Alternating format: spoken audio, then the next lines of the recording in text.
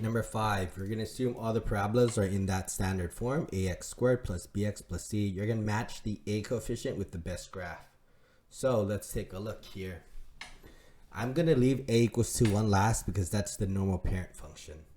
So first of all, let's look at when a is equal to 4, which is the second one here. This is a vertical stretch because the dilation is 4.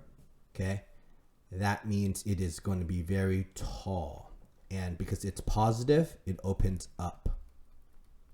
So the only one that opens up that is tall would be this one. So this is a is equal to 4.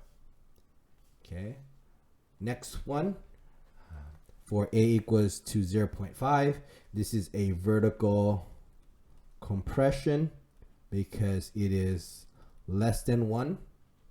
The a is less than 1, greater than 0. This is fat, and this is also positive, so it opens upwards. So that one would be the second graph, which is a is equal to 0.5.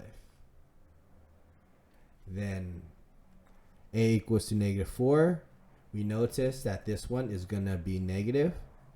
So this one is going to open downwards.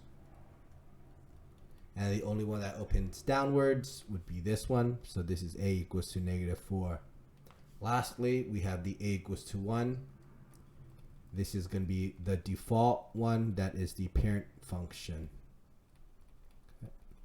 There you go. That is how you use the a value to determine the size of the parabola, as well as if it's pointing up or down.